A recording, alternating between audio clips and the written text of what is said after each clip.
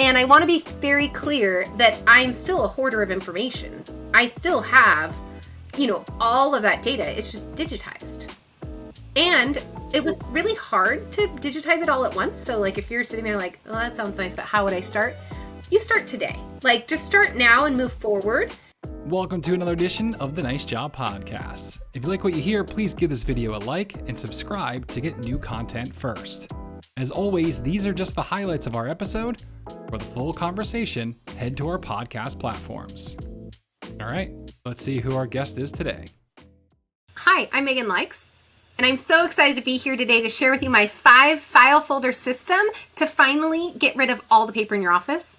And when I say all, I mean we're going to show you all the steps to get rid of all of it.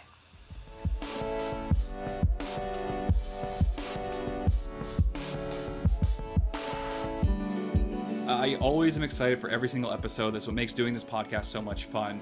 But this guest in particular, I always have fun talking to. And I feel like no matter what the topic is, this guest is going to come in trying to learn more about it, trying to almost become an expert in it, and then trying to bring as many people into that collective knowledge as possible. So giving her this platform is kind of honestly a little bit of an honor, because anytime we get the message that she's speaking out to the public, I know it's going to benefit the public at large.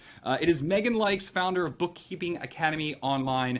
Meaghan, thank you so much for joining us officially here on the NiceJob Podcast. Thanks, Sean. We have been following and listening, and it's so fun to be here. And I say officially because we had you on early stages pandemic, part of some live streams we're doing on our Facebook group, talk a lot about the current loans that are available, and it's almost funny to go back to that episode, just how much the landscape has changed financially worldwide. Like in almost every instance, it's these weird little time capsules month over month. As we come, you can't really say on the outside of the the pandemic, because there's still a lot going on, but as we've kind of settled into this evolution is the way I kind of phrase it. How much do you think you've kind of changed as an owner throughout it all? Oh, that's a great question. It's sometimes hard to answer because I own several businesses, so my capacity in each business has kind of changed a little bit. For Likes Accounting Company, I have changed completely. I was a big office with like a conference room. Everybody had private offices. We had 11 staff members.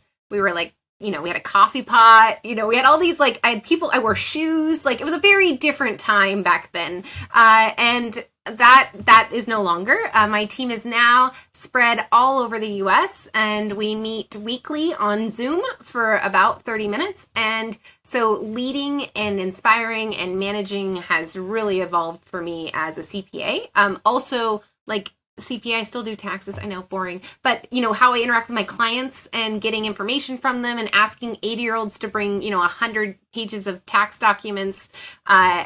In the US, we've not been able to trust the mail very much. It's not been super reliable through the pandemic. So that has all changed quite a bit. Bookkeeping Academy has really ramped up. My team has grown to a team of 4 now, and it is just interesting the number of students that are coming through the program every other month. And then kind of the broader audience, how we've really broken into other industries that are still in home service, but outside of just window cleaning, which was my home industry. That was the industry I knew the best. And then Jeff Likes Clean Windows and Gutters has also completely evolved, and our management style has evolved. My husband and I have been away from Jeff Likes Clean Windows for 6 weeks now, as of the time of this recording, which was like a dream. A year and a half ago. The dream was 3 weeks. I wanted him away for 3 weeks. That was the goal. And then due to some interesting circumstances, we hit 4 weeks and we hit 5 weeks, and now we're at 6 weeks, and he will go back. I will go back, but we have learned how to lead and manage that very brick and mortar business that might relate to your listeners from afar, which is freaking awesome. So I guess I'm no complaints. That is my very long-winded answer. We're talking about kind of going paperless and a little bit of why you should do it in your business, and maybe almost more so of how you can do it. Because the one thing, and I don't want to almost cart before the horse, and if I am, feel free to be like, we'll get there in a moment. But the one thing when it comes to digitizing versus paper, for me in particular, and I just went through this, as regular listeners know, I immigrated from the US to Canada. And the amount of paperwork and stuff I needed for immigration, required old school paperwork, it kind of reinvigorated that thing of how long do I need this, or when do I need to keep it, or I sent it to this person, or I filed that year, like how long is it needed? I was trying to dig through old pay stubs and stuff like that, and I feel like digitizing, sometimes the biggest hang up from people going with that is, you know, the old school mentality of like, all right, well, like what if I need the paper copy, or what kind of happens? So starting with that is kind of like the linchpin of maybe the first myth, or the first sort of anxiety that we want to break down. Of the, okay, if I'm going paperless, if I'm getting rid of my stack of papers and my filing cabinets and my desk, am I actually going to have everything I need, or am I taking a risk by doing that? Oh my gosh, it's such a good question, and I have like a couple of props in front of me, and I'm missing a key one, so I'm like still here. To give for you those listening to the audio, is Meaghan's kind of run off screen to go. I just ran off screen, but it was super close because I'm in my home office, and I'm gonna describe everything I have. But I first am gonna prove to the people who are actually watching that I have file cabinets that are completely empty. This one, I'm full disclosure, it has one folder in it, but I have two file cabinets next to me that are completely empty. So if you are sitting there saying that's no way possible, I run 5 businesses from a home office, and I have file cabinets that are completely empty. Now, I like full transparency, and I just got really excited. So sorry if I'm talking too fast, but I love this topic because I was that person. My husband and I used to fight over who would have to do the filing, and we do not fight. We have well, not to brag, but we have a pretty awesome marriage. We don't fight very often, but we hated doing the filing. That was like the biggest chore, and we would totally do the whole nose goes thing, and we didn't want to do the filing.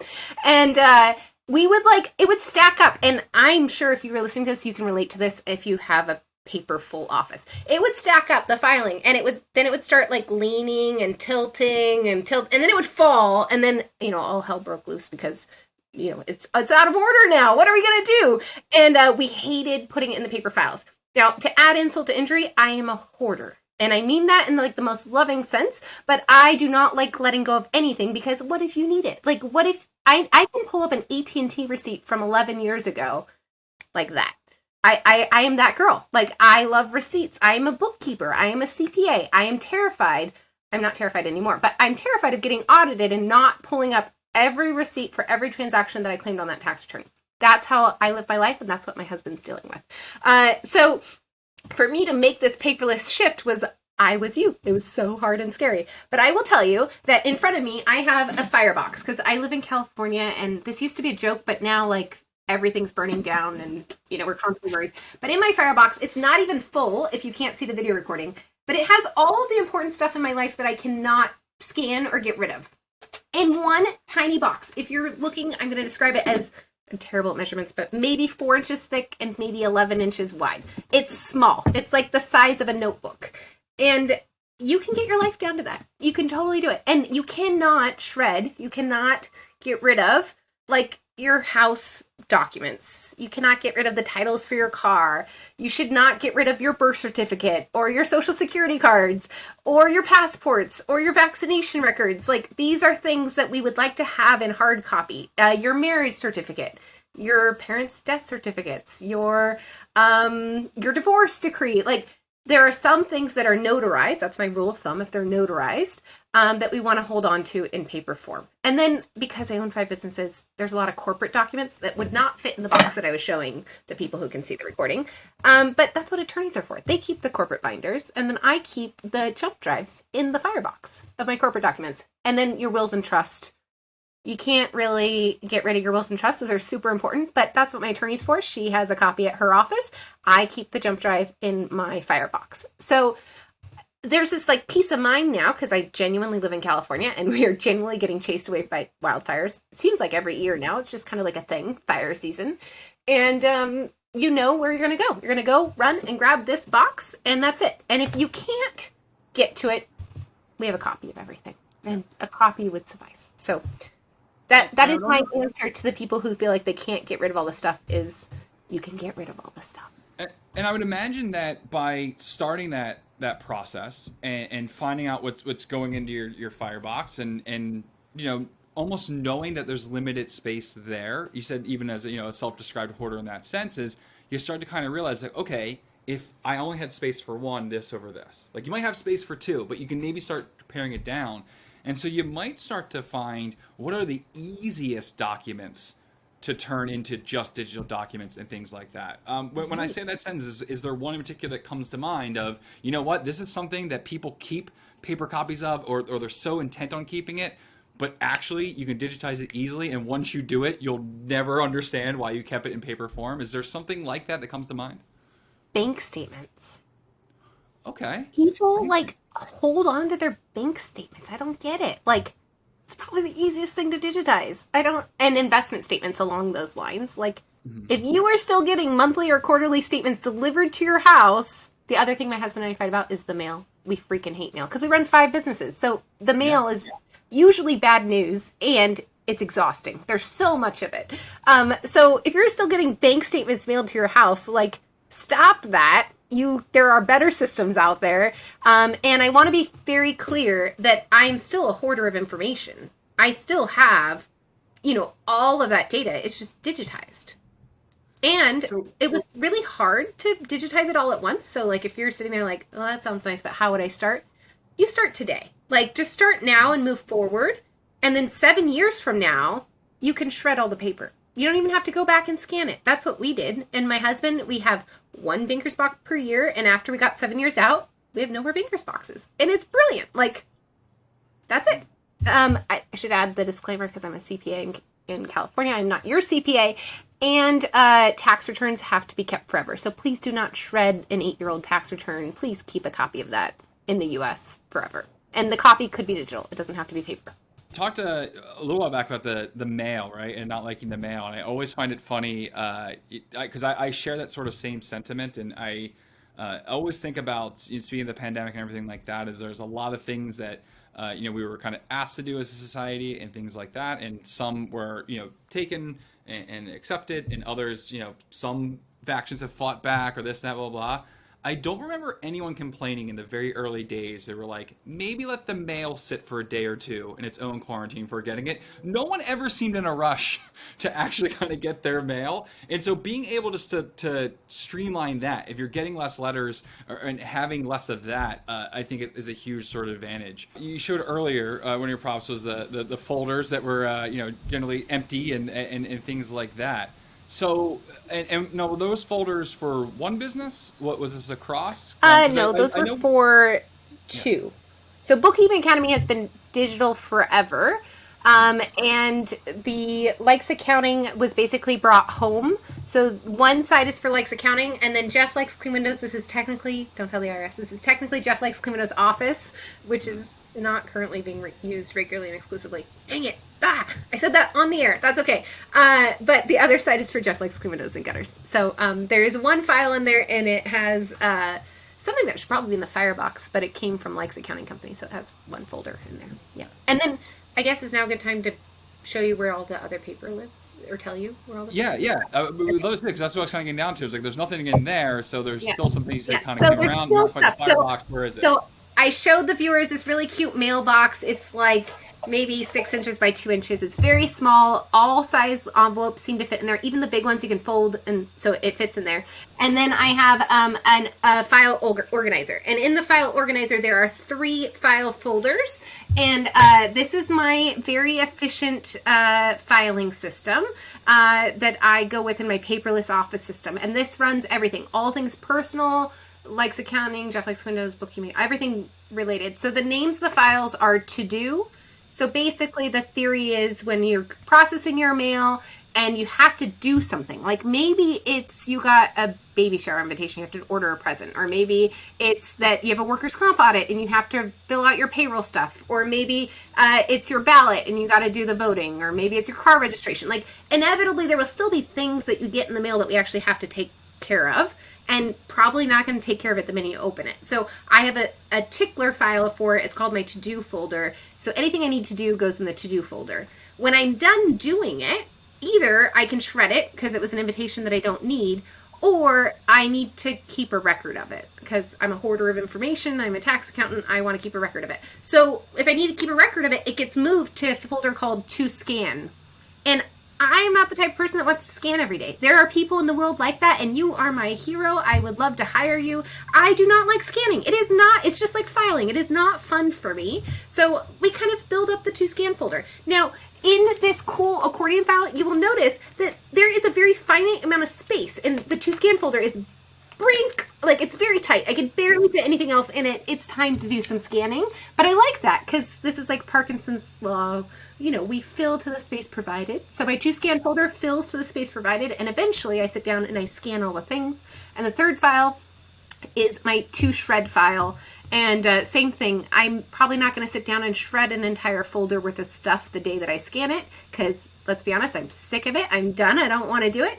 And also, there are small children that will do that for pennies per page. So I recruit my niece. She does the shredding at the office and at the house. I trust her that she's not going to steal Social Security numbers. And so those are the folders. And I usually, but I just finished my tax returns last week, and there's usually a fourth folder, and that's a tax file, because I still kind of like keeping all my paper tax things throughout the year. Like if you go to Goodwill or SPCA or somewhere and they give you the little ticket, or you get a donation receipt, I like to keep those in a tax folder throughout the year so that it's nice and easy when it comes tax time. So that is my super simple system. And I think with that also, once you realize that stuff has a path, perhaps talking specifically to the business owner about using more paperless techniques. Because the one thing I will say from the paperless thing that does appeal to me, and it will appeal to a lot of the audience, I wish it would, but I know it won't, is kind of the sustainability aspect, right? Of unnecessary paper, unnecessary printing, unnecessary wasting of resources. But even if you don't buy into that part of it, I feel like, as coming from the reputation marketing side, that it's so much easier as a customer if you're not giving me a ton of things. Because I get caught in that same loop now. Like, do I need the invoice that you send me? Like, do I need this? Like, if I have a dispute later, where's the records? And it sounds like if you took the system from the customer standpoint, take scan, blah, blah, blah, it's great. But even better would be just to have it already pre-digitized. And I think that's kind of an advantage that business owners could have over perhaps some of their competitors that are giving people old school carbon copies of things. Does that like resonate with you, of just, if you can start getting this almost paperless revolution, you actually can implement it as a great strategy within your business? Absolutely. And I feel like you don't have to overcomplicate it. Like, it doesn't have to be messy. It doesn't have to be hard. You don't have to invest in big systems. Trust me, we tried that like fancy scanner, that the Neat Desk, or back in the day we tried that. But for Jeff's business, for Jeff Likes Clean Windows, he was paperless from day one. And I remember the time when like occasionally a little old lady would be like, I want a paper invoice, and we would be like, we considered buying like a thermal printer to keep in the truck, because Jeff bought his first computer in 2021 of his entire life. He had never owned a computer or used a computer ever. He ran his entire company from his iPhone, and it works. Like, thank God for iPhones, right? It works. And so for us, like, the technology can be simple, and our customers, like, we just never offered him a paper invoice option. And the little old ladies, Jeff would like come to my office and print it out, and he would mail it in the mail. And that happened like twice a year. And now it literally never happens. And nobody questions you, because you as the owner, you need to set up systems that serve you as the owner. And I will tell you, Jeff as an owner, spending an entire day filing documents in paper files does not serve him. That makes him very grumpy. And for me as an owner, I travel 20 weeks a year, and it makes me really happy that I can still get what I need to from a click of a button from anywhere in the world. And that's pretty awesome. And that's what I love about everything that you kind of described today, and kind of how you laid it out as well. I feel like we gave several different reasons why going paperless is going to help you be more efficient. It's going to bog down and really help streamline a lot of other things within your business processes. But then also, it shouldn't be something that you're fearful, and it really shouldn't be something that you think you can almost wait to kind of do. I think now's the time, especially the technology advances, a lot of things. Now's the time to really make sure you're doing this. And if you're at the end of your business run, if you're looking to start to maybe sell your business or something like that, I can guarantee you it's going to be a lot easier to get your business sold if you're able to present things clear, concisely, and not when someone's trying to figure out what type of value your business has, if you're pointing to a filing cabinet that's bursting from the seams. Well, and yet good bookkeeping in general, right? Good records in general. And then there's also this emotional, like, I think from California, so I'm a little hippie woo-woo, but we talk about like the stress that kind of goes away when you're in a clean space. So right now my desk looks a little bit crowded because I've got a mail thing on my desk, I've got a Firebox on my desk, I've got a Yeti microphone on my desk, and I've got a file system that don't usually live on my desk. But otherwise, I have a flower and a calculator, and that's it. Oh, and I have my full focus planner. This is instead of Post-it notes, I keep my notes in a book. But it's nice to know that like I'm not working in a cluttered space. And I don't have a lot of mental clutter worrying about where's that thing when somebody asks me for it. The world doesn't stop. I just do a search in my Google Drive, right? So it's nice to have that mental space knowing I have control over this. This thing that was really messy, like, because remember the Leaning Tower of paper that I was describing earlier? Like, you had no idea what was in there, and you had no idea where it was in there, and there was no way you could access that without it being a 2-hour disaster, right? So now it's just really nice to know that that's not the case. And you can do this too. Meaghan, if someone's listening to this podcast and like, I have to know more, I have to listen to more, I've already said Fight Club for Business. When you're done subscribing and listening to this episode, go over there, subscribe to them, and listen to all their episodes as well. I'm more than happy, not even just to share an audience, but even people head that way. It is such a good podcast. I'm a big fan of it, and they're a big supporter of ours, and we are absolutely a big supporter of theirs as well. Beyond that, if someone wants to get in touch with you, learn more about being paperless, or just learn more about kind of what you're doing out there, where should we direct them towards? Yeah, great question. I have a workshop. Like, it's going evergreen, and it's a pretty intensive workshop where I will help you take your office paperless. Like, it's cool. And I'm not starting another business. This is going to be like a subsidiary of Bookkeeping Academy Online, but it's called the Paperless Office. So that's where I would go find more information. You can find it in my Bookkeeping Academy Online courses portfolio, and I'll be sure Sean has the link for you. This is a workshop where we're going to help you get unstuck in the mud with the paper. And it's something that I've gotten really passionate about, especially through COVID, and so I'm excited about. And then to connect with me personally, Facebook's probably the best way. Meaghan Likes. I spell my name kind of funny, Meaghan. Last name Likes. I'm very likable. That's probably the easiest way to get a hold of me. Can I throw in a book recommendation with that? Something that really helped me with that mindset. So, Mindset by Carol Dweck. And she talks all about the difference between a fixed mindset and a growth mindset. And I really feel like the fixed mindset is a challenge, is a hurdle, right? And the growth mindset is a challenge, is an opportunity. And so really having this framework when I find myself like digging my heels in the mud, like this is hard, I'm stuck. And I'm like, oh, growth mindset, opportunity, how do we get unstuck? So if you find yourself getting stuck in the mud, check out Mindset by Carol Dweck. Absolute game-changing book. It's fantastic. I appreciate that. Always love when people give recommendations of some sort to help people grow their knowledge base.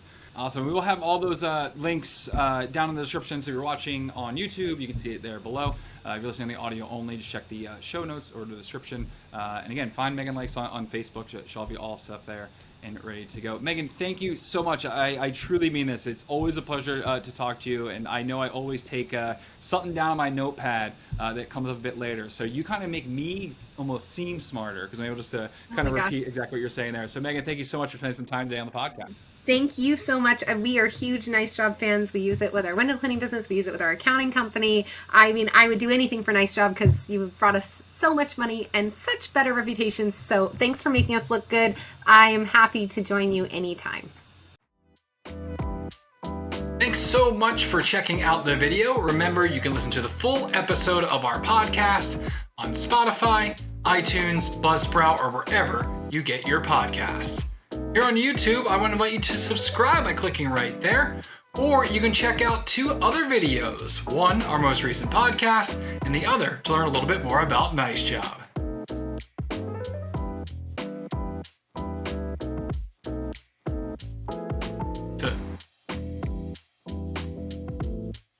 So click one of those things, and I can go home.